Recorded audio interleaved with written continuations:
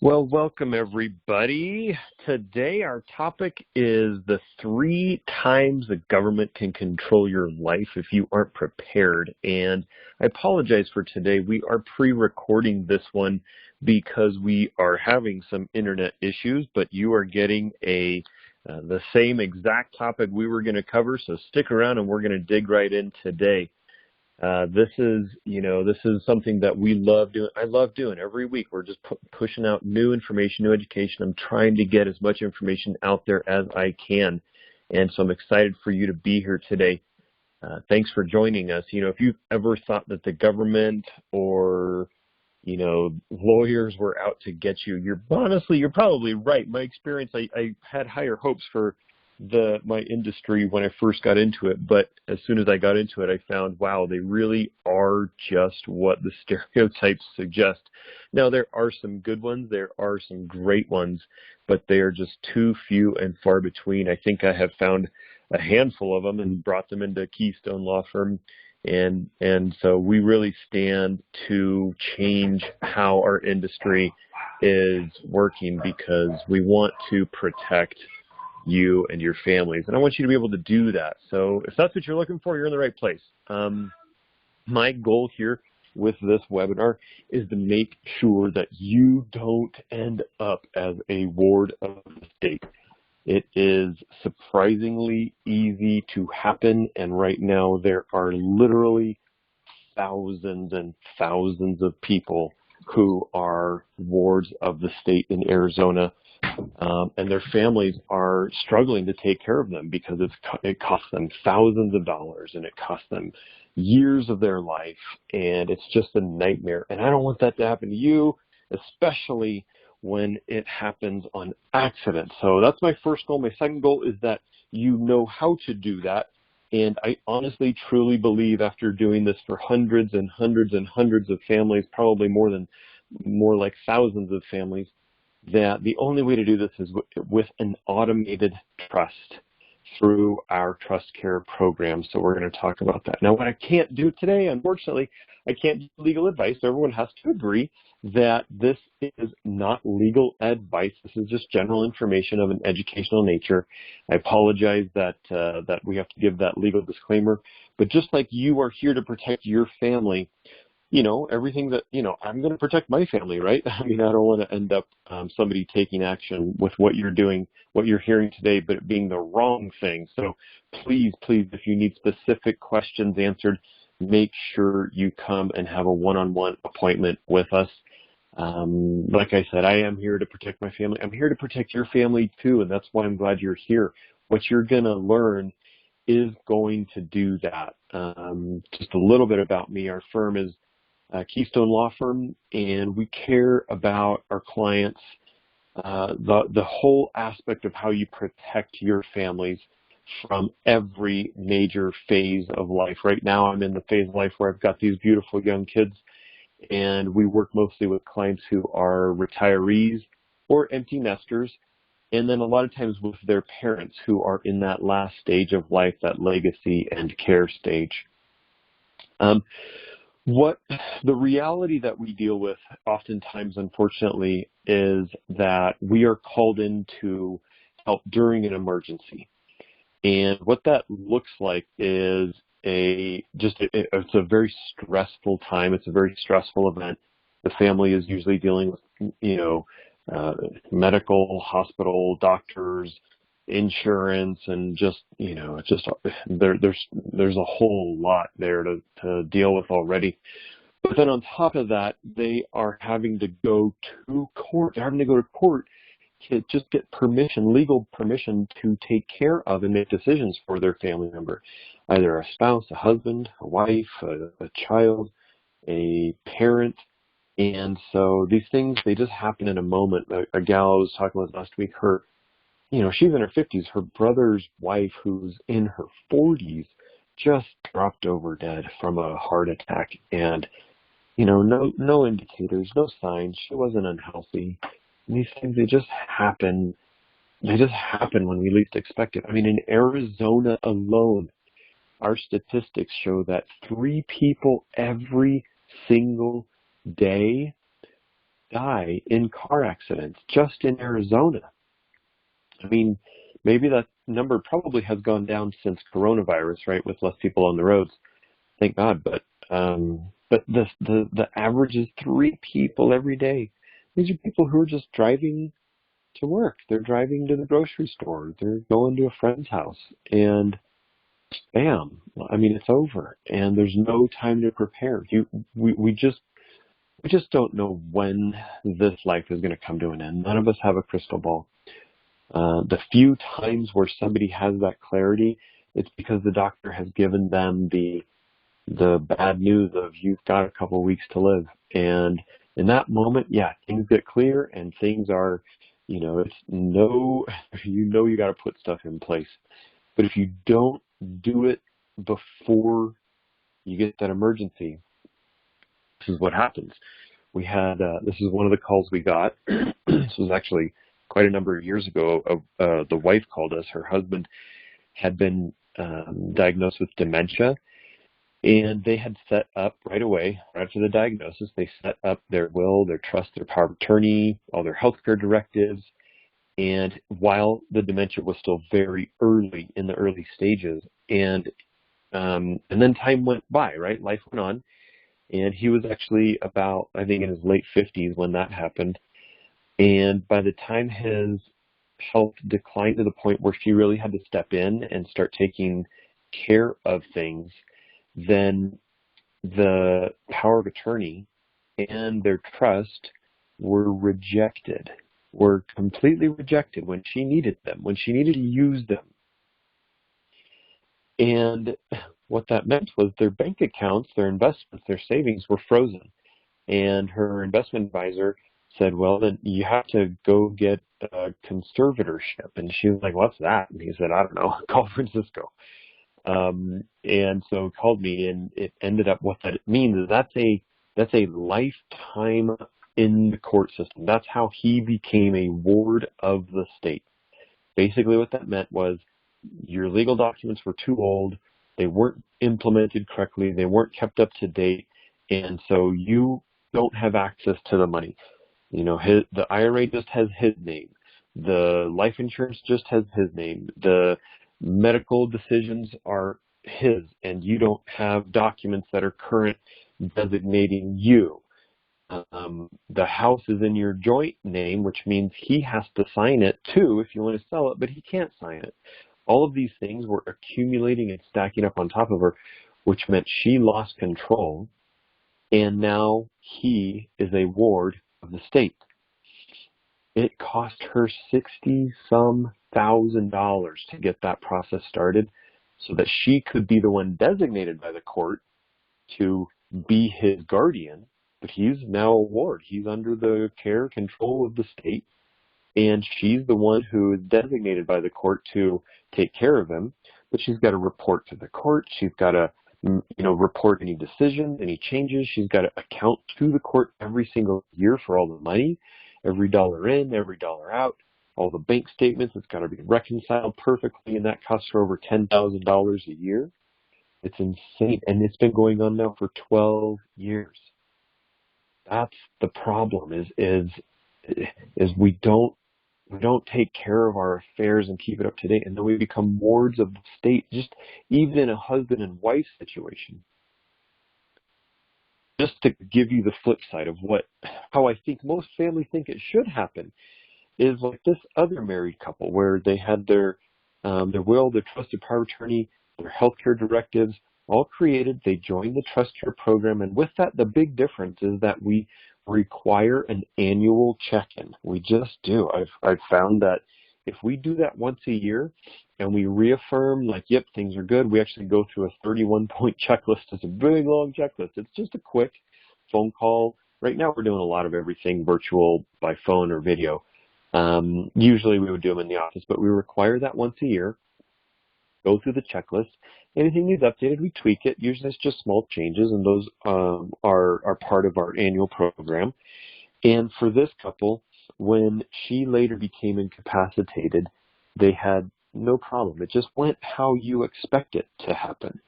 I mean, that's kind of, I think what most people think is that, especially between spouses, is that it's just going to happen automatically. And it doesn't. It just doesn't happen automatically unless it happens automatically by accident. And this is the way to do it for it to make sure it's going to happen for sure. And that family really, they no money, they didn't have to go to court, they didn't have to do guardianship, nobody became a ward, and now they're managing all the money, the doctor's decisions, everything that needs to be taken care of. They're doing it within the privacy of the family. And that's where most people would expect these things to go. So real quick, here's the outline of what I'm going to cover. There are three big things I want you to leave this knowing the answer. I want you to know whether or not you have the 5 necessary emergency medical documents, how to make sure you update your documents every single year, at least once every 12 months, and whether or not you have a verified asset report. These are the 3 things that we see are one or more of these is missing when somebody ends up becoming a ward of the state. So let's tell you guys how to fix it. Number 1, a will just is not enough in Arizona. It just isn't. A trust really is the new will. It is the new will. It just does what you think it should do, like a will, right? It all goes to your family. You designate who. You're in control of your stuff while you're alive. It's completely private. It's easy to make changes. It's very hard for anybody to drag it, through the mud and challenge it. And that's what most people want for their family. And so that's what a trust does. It doesn't complicate your life. It doesn't change how you pay taxes. It's just a replacement for your will that does a much, much better job.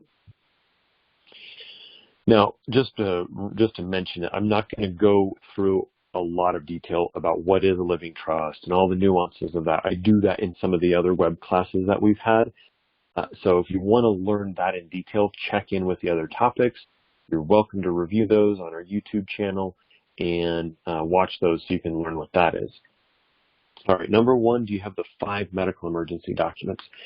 The 5 medical emergency documents, I first learned about these when I didn't even really know what a guardianship or conservatorship was. But after going into practice, I learned, oh, that's a living probate. There's actually 2 probates we all need to worry about. So if you're writing something down, I would write 2 probates. The first one is while we're alive, and that's this one that all the medical documents are dealing with. That's what this gal who I just told you about, the nightmare with her husband and the $60,000 and the $10,000 a year and having to go to court and her husband becoming a ward of the state, that's what they didn't have up to date. And so that's what they got dragged through, was that living probate. Okay? So the 5 basic medical emergency documents that you need and you need to keep updated are these. You can list them out. A healthcare power of attorney, a mental health care power of attorney, a HIPAA authorization, a living will, and something that we create specifically that I don't know anybody else who's creating them, is an emergency legal agent. It's kind of like an emergency contact you put on a form at the doctor's office, but this is a 1-page document that works everywhere. So those are the 5 documents that you need in a medical emergency. Healthcare power of attorney names someone to make medical decisions for you. Your mental health care power of attorney names someone to deal with your neurologist, neuropsychologist, psychiatrist if you need that care. HIPAA authorization says who is allowed to come to the hospital and who's allowed to talk to the doctors. Living will says what your wishes are about end-of-life treatment if you want to be on artificial life support. And your emergency legal agent, that custom one that we create, is for you to designate someone as an emergency contact in an emergency. And it's ahead of time, it's ahead of any emergency. That way they can jump on and go, and you actually can name a few people on that. This is another example. Actually, this is the same gal.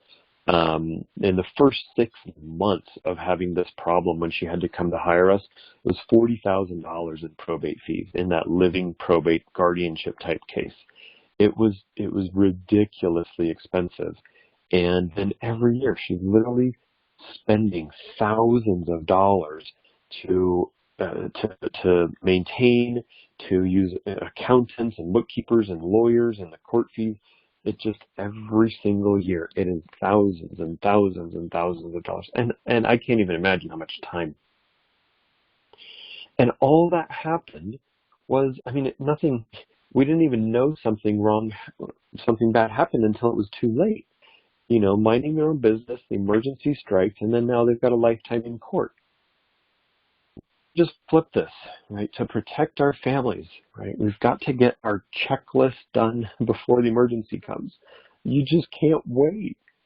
I mean, imagine if something happened and you didn't make it home, or you're at home and you didn't make it to tomorrow, and you're stuck in a hospital. I mean, with right now, with all the health scares that are happening with COVID, and I mean, just all the regular scares, we can't ignore that we have to do this. So if you get those in place and the emergency strikes, at least you will be able to live in peace, knowing your family and those you trust are taking care of you, and you're not under the thumb of the court. You're not a ward.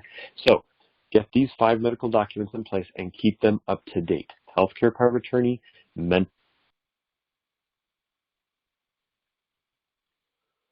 Welcome, welcome. Good morning, everybody. Hopefully we have a decent internet connection, and I'm gonna just confirm with my teammate Ryan here that we've got some good audio. But just been a little bit goofy. I think there's just too many people online these days, so we're gonna touch base here. Now, if we get cut off, we were doing a trial run a little bit earlier today, and it just completely shut down. If that happens, I will do my best to get it restarted. If we can't get it restarted, I will finish out the recording and I'll send it out to everybody by email so you can still get this. It won't be till later today, maybe tomorrow, but I apologize. Sometimes there's things out of our control. Also, just a quick announcement. If you haven't followed yet, if you haven't tuned in yet, we have launched a radio show for Keystone Law Firm called Rethink Your Legacy, and that airs every Sunday morning on 5:50 a.m. KFYI at 7 a.m. right after Rethink Your Money, which is John Hagenson's radio show for Keystone Wealth Partners. So definitely tune in. I'd love to have you. I'd love to have you give me some feedback, and we're just every week we're going to be talking about what's happening, what's new, some things that you can do as people who care about your loved ones, your families, to make sure that they are protected, that you're that you're protecting everything that you've worked so hard to protect. So, but today we're going to hit on this. So 3 times the government will control your life if you aren't prepared. On these webinars that we've been doing every week, we're doing them every week, so come back next week. We have found that we get a good mix of people who already have worked with us as clients, people who maybe worked with us a long time ago, or people who are kind of, just here to learn, and that's awesome. Wherever you're at in this, this is the right place for you. The things that I teach on, the things that we talk about, are relevant for anybody especially in that retiree phase of life, because there's just more out there than we can possibly know. And so I just want to break it down for you, hopefully. What we're seeing right now with the way the new normal, I guess, is coming to pass is that we see and are experiencing that firsthand how easily the government can control our life, and basically with the snap of a finger can completely change how we do everything. I know for myself, especially as a lawyer, I'm always in the legal system. See how easy it is for the court system to just completely disrupt family lives, but it's usually on that small scale of one family at a time. What we've got now is we've got a government system that is affecting everybody all at once. And while I, of course, always have my suspicions about the government and how and who and when and where and why it does things, we all can see exactly what's happening right now. And I just want to make sure that my clients, the people that we work with, and that just for you who are here today, that you know that my dream is for you to be able to do the right things for your family so you can make the change in their world and their life that you want to make. And that's what this is all about, is taking care of our families so that they can live the lives that we dream for them. Now, my goals for today, I've got two goals. Is number one, I want to make sure you know how to not end up as a ward of the state, wasting tens of thousands of dollars, years of your life, and becoming a burden on your family. And I truly believe I've seen so many professionals try to actually protect their clients and not do a complete job. But I truly believe the only way to do this is through an automated, updated trust. And I don't know anywhere to get that except through our Trust Care program, so we'll talk about that. If you're here as a client of ours, you've probably heard a lot of this before, but this is going to be a great refresher for you. And you're always, these conversations come up. If you can believe it, we're on the second half of the year, so guess what? Merry Christmas, everyone! It's right around the corner. But we're about to celebrate 4th of July too, so these conversations typically come up when the holidays come around, because that's when we're around family and something comes up and sparks a conversation. So stick through this, because I want you to make sure these topics are fresh in your mind. You've got a good, solid understanding of what you need to talk about, and that way there's no confusion, because confusion is one of the biggest problems with estate planning. Now, what I can't do, you all have heard this before, is I can't, and this is not to be considered specific legal advice for your situation. This is general information of an educational nature. In group settings like this, I don't do, I try not to do questions and answers. Sometimes I can't help myself, because I just end up taking and drawing out more private information from you than you might be comfortable with. And I certainly don't want to do that.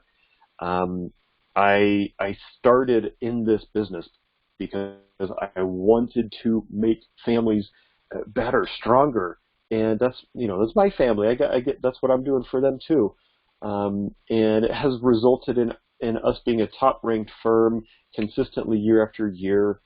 We've protected hundreds and hundreds. I think we're nearly $1 billion of our clients' assets that are actually protected for their loved ones, which is just amazing. It's exciting and so much fun. I've written 2 books, one on estate planning and one on probate. If you want either one of those, just let my office know. We'll be happy to send you a digital copy. Because what happens in the legal industry is what broke my heart, and what caused me to just launch before I was even ready, really, in 2007 to start my own practice. There was just some massive problems with the way this is being done and still being done that create all kinds of problems for families instead of solutions. The biggest one is that basically nobody out there who creates wills and trusts for their clients gives any kind of guarantee. And there's actually a very well-known business model to sell as many cheap wills, trusts, and other documents as you can, just so that later, when they end up in probate, you end up getting the probate work, because that's where the real money is. It is a known business model. And after learning that that's how the business works, I just couldn't take it, and that's when I started my own firm. And we searched for a long time trying to figure out how can we guarantee our clients' documents, our clients' estate plans, their wills, their trusts are actually going to work at some point in the future. And so that's what we're going to talk about, because we don't know when the emergency is going to strike, right? If we did, we just don't. I was talking with a gal last week who, her brother's wife, just in their mid-40s, just up, and she just dropped over dead, heart attack. And completely unprepared. They've got kids. They had a long life planned ahead of them, right?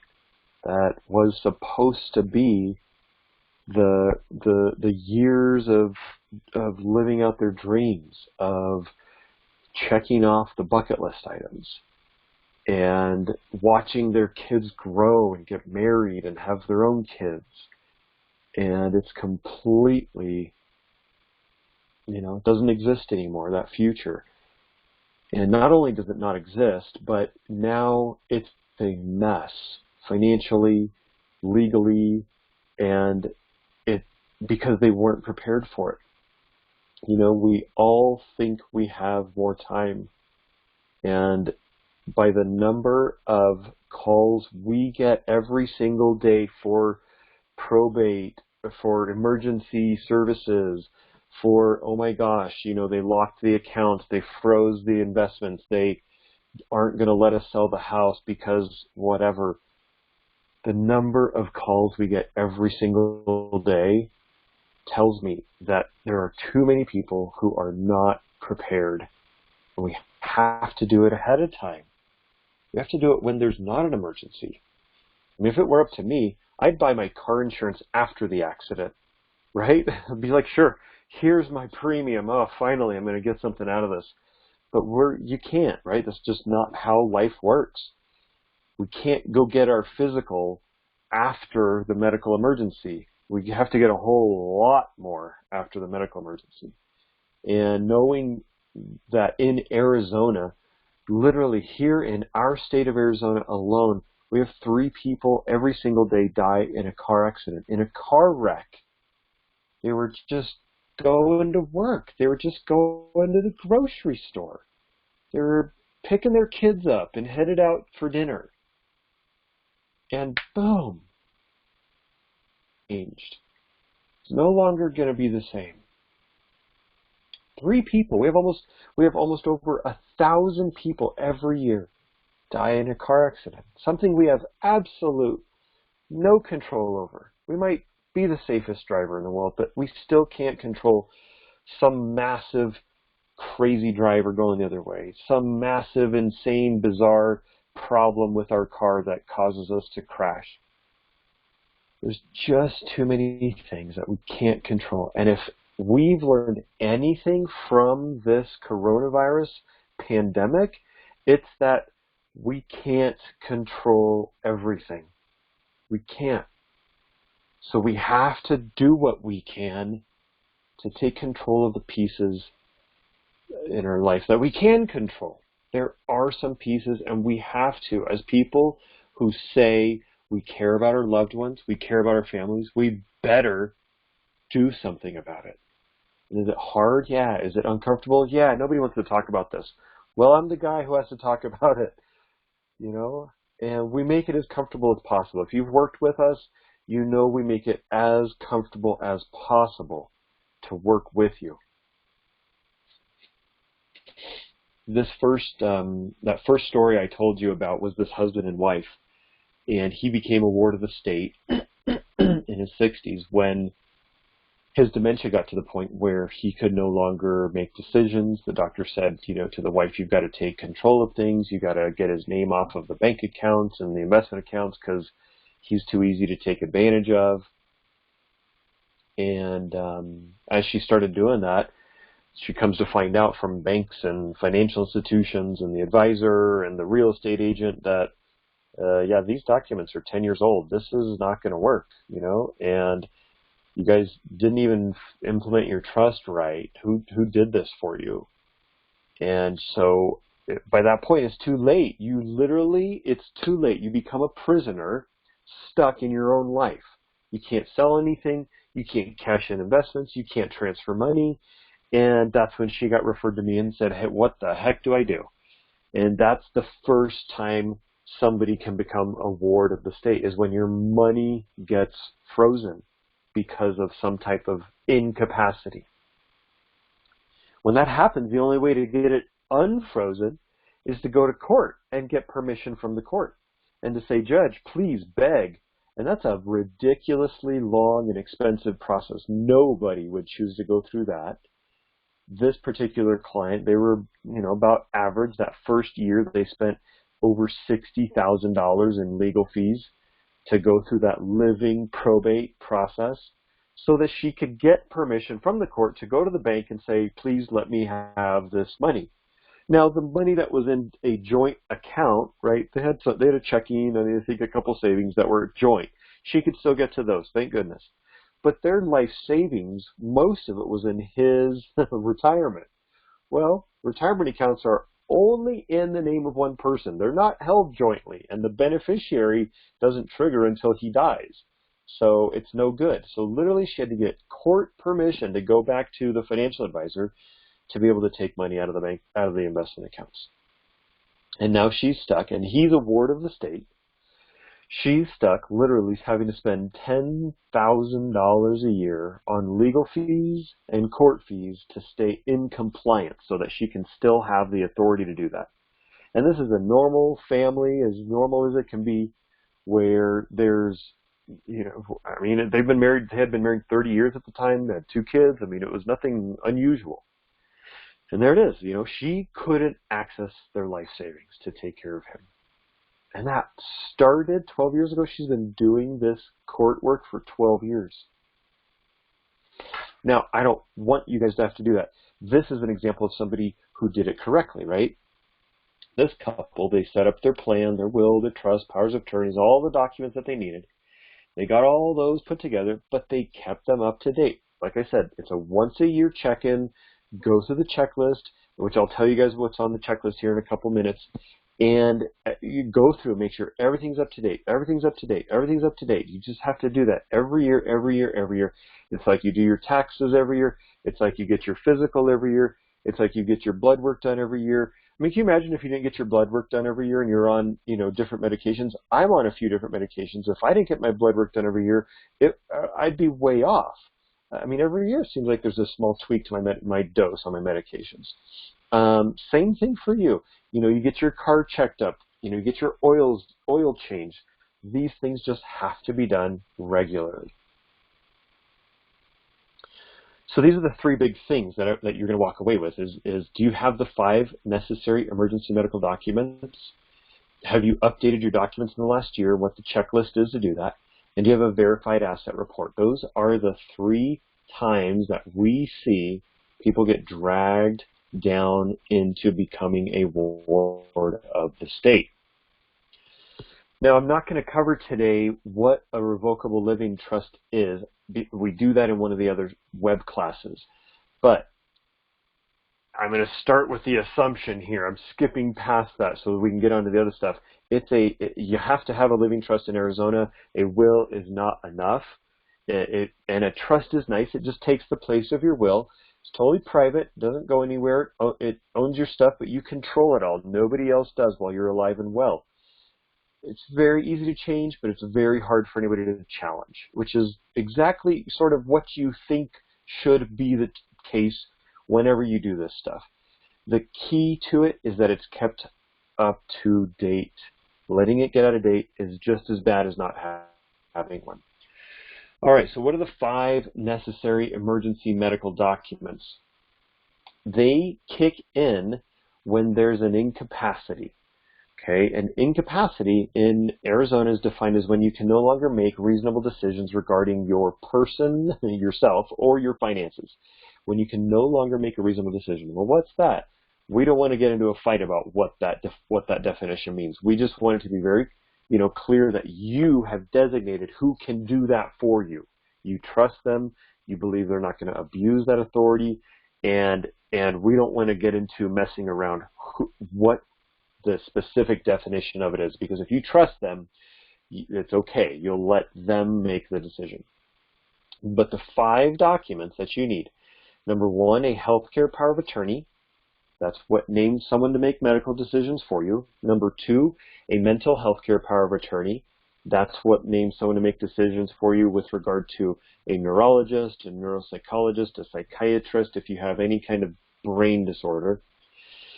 Number 3 is the HIPAA document. That's what says that's where you say, these people can come to the hospital. These people can visit me. These people can know what's going on. The fourth document is your living will, and that's the document where you say, here's what I would want at the end of my life, right? If it's a end of life decision, do I want to be on artificial life support? Do I want CPR? Do I want resuscitation? All those measures, what do you want? And then the fifth one is the emergency legal agent. Now, an emergency legal agent document is not something I've seen anywhere else. If you need one, you can jump on. We have a specific website for you. It's emergencylegalagent.com. Really complicated. And you can jump on there. It's $29. Get one. What that document does is it's a simple one-pager that puts your emergency contacts in place with legal authority in across any circumstance. Okay, so it's something you do now. So you know, a lot of times you go to the hospital and you put down your emergency contacts. Well, if an emergency happens, you can't fill that form out. This is that form ahead of time. Okay, so we recommend everybody do that. If you're a client of ours, you can get one of those. If you're on our Trust Care program, you need to get one of those, and it's no cost for you. You just call the office and get that going, and we'll get it done. It's a very simple process, okay? The second story that I want to just let you guys know about was this one that more had to do with the other side of the equation. So the first story I shared with you was a family whose finances got frozen, got stuck, and they had to go to the probate system to get that, to get the power to take care of it.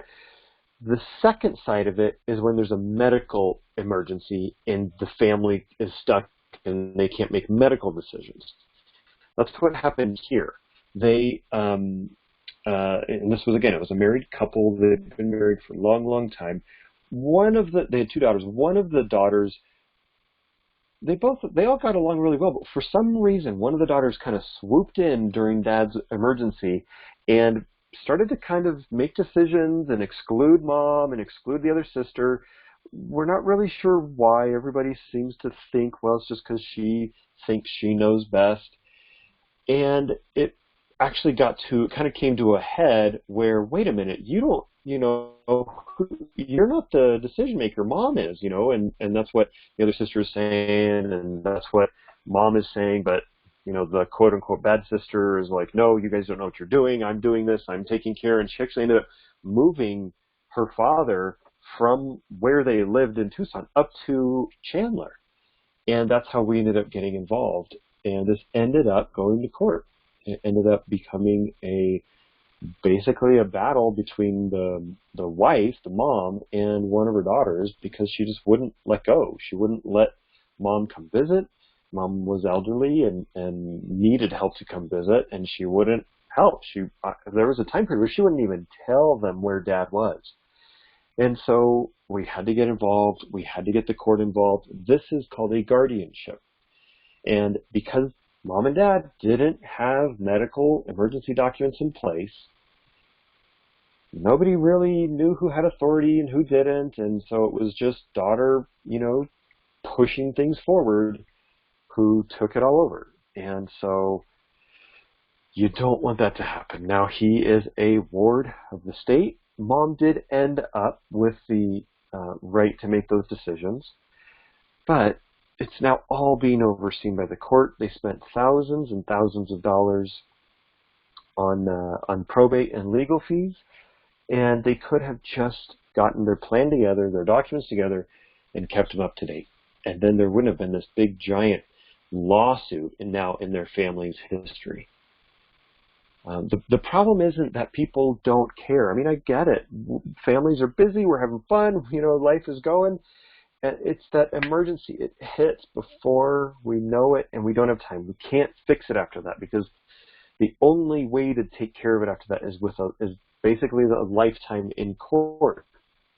All you got to do is get it done, get it done, get it done, get it done.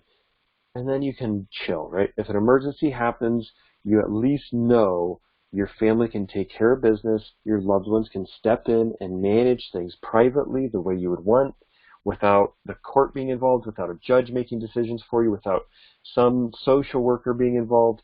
to just completely invade your entire life. So that's how it's got to be done. So again, those 5 necessary medical documents: healthcare power of attorney, mental health power of attorney, living will, HIPAA authorization, and emergency legal agent.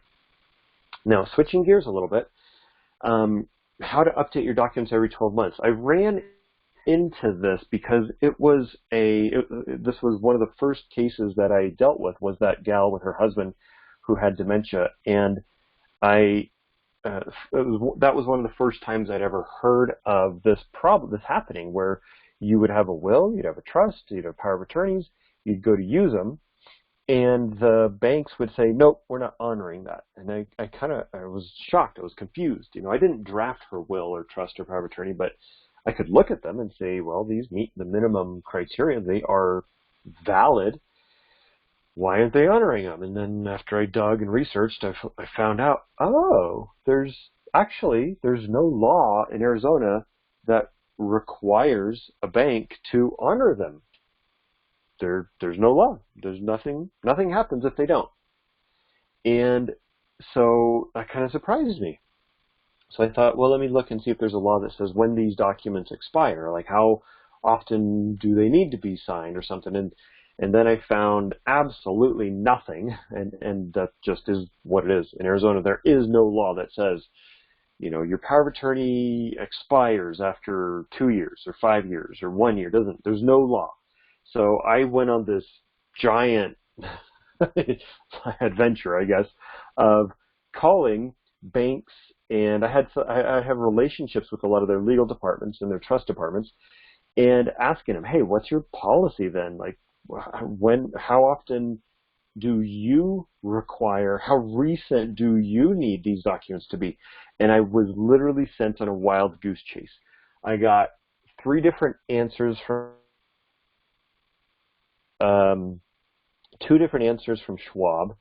The answer I got from Wells Fargo just completely blew me away, and none of them were consistent. They were all less than 90 days, which is insane. Nobody's going to sign their documents every 90 days. And it just frustrated me to no end. So that was around when we started our Trust Care program, and I started to kind of, by then, some years had gone by, and I started to see some patterns. One of them was that I hadn't had any client whose documents were rejected if they were within a year, within 1 year. It just seemed that, they use their documents, they use their documents, they use their documents, and if they were within the last 12 months, we seem to have no problems. And so that's what we started recommending. And that's what I recommend to you guys, okay? You've got to do this once a year. You don't have to redo the entire thing. The way you need to do it once a year is you need to go through the checklist. So here's the checklist, okay? You basically have 3 different layers or aspects of your life that affect this, okay? You have your people, you have your assets or your money, and you have the law. So those are the 3 different dimensions, the 3 different aspects. The first one, your people, okay? You have to ask yourself at least once a year, who are all the people that are affected by my plan? Excuse me, maybe it's, I'm married, so it's my spouse, it's my kids, it's my grandkids. Maybe I've got some professionals that are involved, my financial advisor, my attorney, my CPA. Okay, they're potentially affected. Okay, then I also have my trustee, my executor, my power of attorney, my healthcare agent, my emergency agent. Okay, we've got those people. And then you've got your beneficiaries, which might be your kids, might be your spouse, fine. But you got to make sure you're beneficiaries. And if you have any charities that are in there, all of those would be considered your people under that first dimension, okay? And then you have to ask, have there been any changes with these people? And when I say changes, you have to go through this checklist for each one of them. Have there been any births? Like, have any of them had any babies? Or have any of them had any deaths? Has anybody passed away? Births or deaths? Have any of them had any major medical issues or disabilities? Have any of them had any divorces or marriages? Okay, have any of them had any creditor lawsuit financial issues, right? And then with the beneficiaries, do you still like them? Do you still want to keep them in place? Is there any changes you want to make to that? And then with all the positions, the trustee, power of attorney, executor, etc., healthcare agent, all of these, do you still want the same people in the same positions? Okay, all of those questions can be asked once a year in just a few minutes, and you just go through the checklist and of all of those things with regard to all of your people. Number two is your assets. You're going to make a list of all of your assets, and I'll show you what that list needs to look like in just a minute. And and I mean all of them. So everything down to, and I'm not talking about personal stuff around the house, just your registered financial and real property vehicles, just things that have a title of some kind. Okay, so you're going to want to list them all: checking, savings, money market, stocks, bonds, mutual funds, IRAs, 401ks, annuities, life insurance, CDs, did I say bonds, government bonds, businesses, vehicles, real estate, timeshares, I don't know, REITs and anything, brokerage, stocks, all that stuff. You got to list it all the way down. And then you're going to ask, did I acquire anything new from last year, or did I dispose of anything that's on the list?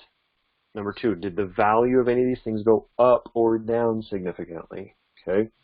Number three, do I plan to acquire anything new or dispose of anything in the coming year? And those questions can generally capture what aspects of the plan might need to be updated. Okay, so that's from your people, and that's from your assets. And then third, the law. So there are 6 different areas of law that have to be considered on at least an annual basis. So at the federal level, we've got trust law, we've got tax law, and we've got all of the law that surrounds the retirement benefits. So 401ks, Social Security, all of that stuff. And then there are a lot of other federal benefits that have to be considered. So we've got at the federal level 3, and then at the state level we've got tax law, trust law, and probate law. All right, so there's those 6 areas that have to be, you got to keep up to date on and review what the changes are. And then each one of those, there are potential case law decisions that come down that will tweak something, interpret something differently, whatever. Okay, so like a couple years ago, we had a massive decision come down from the Supreme Court that changed the application of how IRAs can be taken in a lawsuit or not, right? So that was a case law decision that came in. So now those are the legal changes. So once a year, you're going to look at those and say, does anything in here affect it? So you're going to look at all those 3 dimensions, and you're going to say, does anything in here affect whether, do I need to change anything in my will, my trust, my power of attorney, my healthcare agents, my living will, all my documents? Does anything in all this checklist affect any of my plan? And sometimes it's just a legal change. You got to change some boilerplate. Sometimes it's, oh, I did open that new bank account. I need to make sure it's owned by my trust. Or sometimes it's my kid moved and I just need to make sure their new address is recorded in my trust records. Sometimes it's simple things like that. Sometimes you want to change some names around, whatever. But you've got to do that at least on an annual basis. As I've experienced it, when we do it once a year, we haven't had any clients get their documents rejected when we're on that pattern. Okay, so that for me is a huge, huge takeaway for you. Is literally, we've done this maybe 1,000 times now. That's one of just the biggest keys is to do that annual checklist. Okay, like these clients. Okay, these were a couple. This was a gal who did that, went through the Trust Care program, got everything set up, and kept everything up to date. She was very diligent, and there was a lot for her to do to get there because her husband had passed away unexpectedly, and he did not do anything before he passed. And so it was a big project for her to get up to date. But when she did, she, that was her plan. Had she not done it, there's no question in my mind, she would have fallen into that whole problem of becoming a ward of the state and just blowing through her nest egg. So she didn't. She had no probate fees, no time in court. Her one daughter that she was adamant be the one to take care of her got to take care of her without the court oversight, without anybody breathing down her neck, just privately with her and her mom. It was a really, and she's still taking care of her, and it's the right way. All right, number 3, do you have a verified asset report? This is one of the biggest problems that I find in my industry is that the professionals are not helping clients create this. This is a gigantic nightmare that can basically destroy the life of your trustee or whoever you designate to take care of business for you when you can't. So the example that I just showed you of the gal who joined and got everything squared away and her daughter is now taking care of her. What I didn't tell you is that the mess her husband left her in took the daughter 5 years to clean up. And the daughter had to quit her job. I mean, she wasn't married, but she's still in her 60s, the daughter. And she didn't have, no, I'm sorry, she has children, but she wasn't married. So she had the, I guess, freedom to quit her job and go move into mom's house. And literally she spent 5 years unpacking the financial nightmare. Now, they had plenty of money, but we literally didn't know where it was coming from. And, once a year or once every couple of years, they get this random, weird, cryptic statement in the mail. Digging through boxes and boxes and desks of paperwork, we'd find a dividend slip from a few years ago, and it'd be some company they have had no record of. So we'd be chasing down this company. And then these things, there was a merger, and there was a split, Literally, the daughter had to quit her job, come back and live with mom, and finally 5 years later, it's organized, we've got everything accounted for. I mean, I guess that we know of. There's very well could be some things that are out there that we just completely don't know about, and there's no paperwork on, but it was a mess. And now this daughter, who did that for 5 years, she actually tried to go back to the workforce. And in her late 60s, she is just not seen as very employable. And after about 2 years of trying to find a job again, she just decided to take Social Security and retire. And it completely destroyed her daughter's ability to earn income those last few working years, which is a huge, huge problem. The way it looks to have a verified trust asset report is just a list down the left with all of it described, and then you've got to have at least 2 things on there, okay? You've got to have who the owner is and who the beneficiary is. At least have those things. I recommend you also include a ballpark value, but list it all, list everything, okay? You don't need to list all the stuff in your house and your clothes and your furniture if you don't want to, and if it doesn't have special value, that's fine. Don't list it. But anything that somebody's going to have to go deal with a bank or the DMV or some company somewhere who's holding your gold certificates or your stock share account or an insurance policy, list it, list it, list it. The list itself doesn't put it in your trust. This makes it so that your trustee doesn't have to quit their job and lose out on their life income, on the rest of their life's income earning ability in order to take care of your financial mess. So please just list it. All right, and then that has to be kept up to date every single year. Which is, once you get it done, it's a lot easier to keep it up to date. It's just a pain to get it done, which I completely understand. But it's worth doing. It's just absolutely worth doing. All right, let me stop. Let me ask a couple questions here. For those of you who already are clients of ours, who are already in our Trust Care membership, and you keep it up to date every year, and you've got our guarantee behind your back and protecting your family. I'm going to switch gears now because that's the content, that's the education, those are the reminders that I want to get out there. What I'm going to switch to is for those of you who aren't yet clients of ours on how that happens. I as a law firm, as me, I get that lawyers can just spew information out and make you feel like you're drinking from a fire hose and never give you a chance to get your questions answered and make you feel like you've got an understanding of what your decisions are, of the choices you need to make, of just all your options. So I know it can feel like drinking from a fire hose.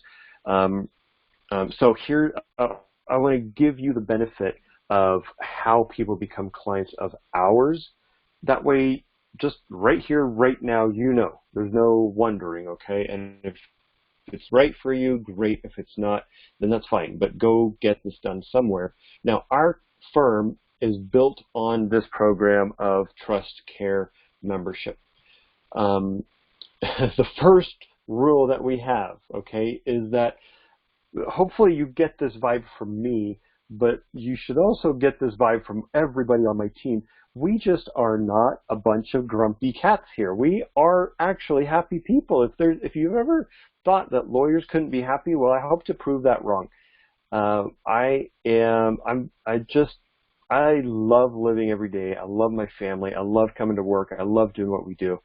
And we love working with clients who also see the world from that perspective. We know that that's not everybody. There are some big, giant, high-rise law firms downtown we can refer you to where you will get the full mahogany-lined walls and marble floors experience and black suit and tie, and if you want that formal traditional law, it's not us, just so you know. Okay, we're much more friendly, personable, and informal.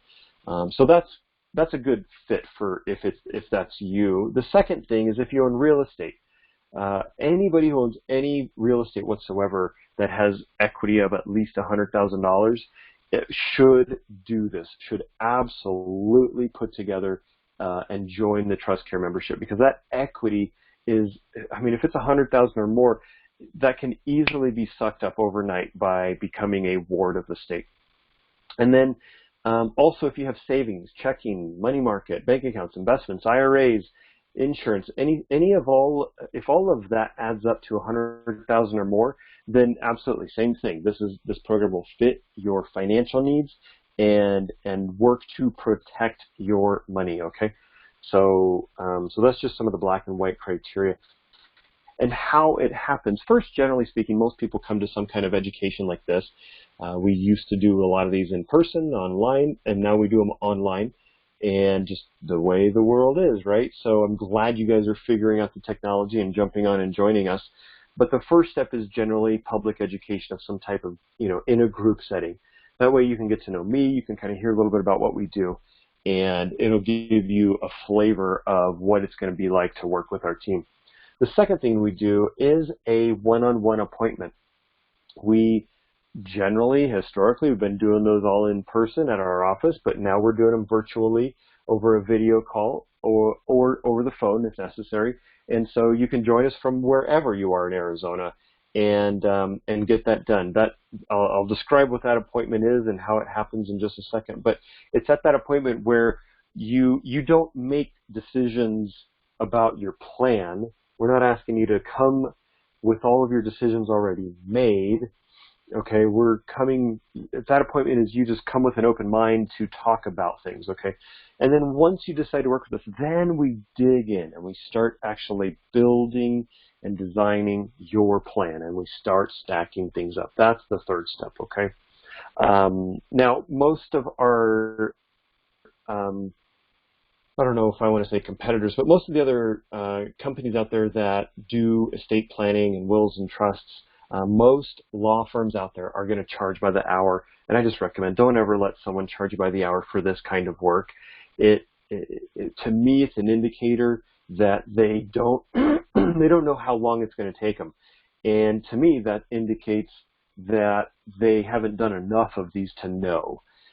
Our firm, we operate all of these plans on flat fees, so it's just a package price for, if you want the set of A or B or C, right? They're just packages, like on a restaurant menu. You open it up and you go, oh, I'd like the whatever dinner, and it comes with your 4 different things, right? That's how we operate, on a flat fee package price, and it lets you look at your budget and say, ooh, I like that other thing over there, but I think I'll order dessert later. I'm just going to get the main course right now. That's totally fine.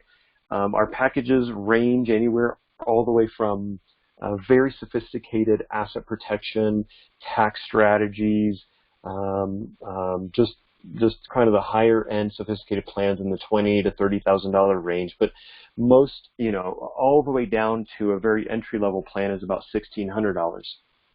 And then, anywhere in between. Most of our clients are in our standard plans, which range anywhere from about $2,000 to $5,000. And we include the whole package with that, okay? So whatever you want, whatever you choose is going to be all included for that flat fee with no surprise charges. Okay, so what is the discovery hour? Our discovery hour is your appointment to do 3 things. It's very specifically designed so that you walk out of there having accomplished something, whether you hire us or not, okay? Number 1, you're going to dig into your issues, okay? I left that from a prior thing. It says your parents' issues. That is your issues. Number 2, you're going to dig into your goals. And what I mean by that is we meet with all kinds of different families. And you guys know this. You have friends. You don't all have the same exact goals in life. Some of you want to go down that path. Some of you want to go down that path. Some of you like to travel to this place. Some of you like these restaurants. Some of you have these political beliefs or those religious beliefs. And that's fine. We can help you accomplish the goals that are specific for you. Because if we don't, then you would end up being dragged through something that you don't even want. So we're going to make sure we actually spend some good time on learning what are your goals and your family's goals, okay? The third thing is we will lay out, based on your issues and your goals, what options are relevant for you. They'll just be as plain as day, based on the packages and whatever options you like. Okay, it'll be that one, and that one that are relevant for you. Here's what they mean. Here's how they work. And then you get to ask questions and decide what you want to do. But that's the benefit of this meeting, is you walk out of there going, I get it. I have complete clarity. I know what the options are for my situation. What I used to see was, and honestly, I'm guilty of this, is I used to, during that first appointment, basically confuse the heck out of my clients, and we'd run over time, and it'd be a rush, and it just was a mess.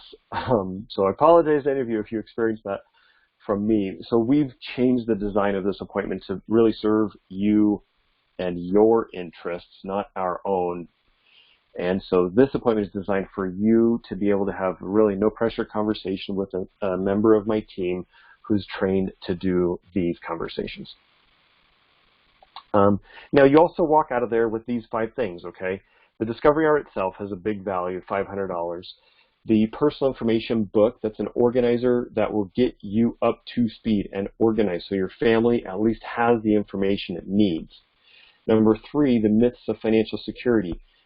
Anybody who, if you are wondering, if you don't know if your financial plan, if you don't have a financial plan, or if you're not convinced that your financial plan, if you just don't feel certain about it, maybe the tax issue or the, which piece of my, savings do I take from, how long is this going to last, that kind of thing. If you don't know, if you don't feel certain about that, then the third thing is something you'll definitely want. Fourth, a successor trustee handbook. That way you can give some training to your family member who's going to have that job. And then fifth, one of my books, the digital copy of Pack Your Parachute. In there, I actually go over 12 more things that I don't cover in these web classes just because there's more time to do it in a book. So you're welcome, and I encourage you to read all of those. The meeting itself, just that 1 hour, whether you hire us or not, is you still get all this value. It's worth over $1,400. Our price for that, we charge for those appointments $125. Like I said, it's flat fees. Everything you do with us, you would know ahead of time. There's never a surprise. Oh my gosh, I got a bill and I didn't know. That's not how I operate as a law firm. So it's $125 to reserve that hour if you need it, and if this feels like the right kind of place for you to do business with. My team has beat me up and beat me up and beat me up. They've still got me convinced, right, that we need to offer this at a little better deal. So it's $75 for that appointment, and we do just with everything we do give. I want you guys to know we give 100% satisfaction guarantee. I'm committed that you walk away from your experience with my law firm saying that was so much better than I expected. I thought it was going to be the typical traditional blah blah blah blah blah, but instead it was this. And so we do that in order that way you walk out of there and you say I had a great experience. And you'll hear that from my team as you work through with it. So if this is something you need to do, I make it easy for you. You can jump on this link, and I'll have Ryan drop that in the chat box here of this video system. It's and right on there you can find a time that works for you. You can make that payment, and you'll get an appointment reminder from us. There's nothing you need to do to prepare for it. There's nothing you need to do to think about or make decisions ahead of time. All I would ask is that you, if you're married, you bring your spouse. You make sure both of you are present for that. You'll get some material from us to help you just start to think about things, but not make any decisions. You don't have to go through and gather all your finances. You don't have to solve all the world's problems before you come to the appointment. You just come to the appointment with an open mind to talk about your issues. That's really all we ask. And come within the next 2 weeks, and we're happy to make that offer to you. That is all I had today for you guys. We do have, like I said, we've launched the radio show. The first episode was last Sunday. It aired on 550 KFYI.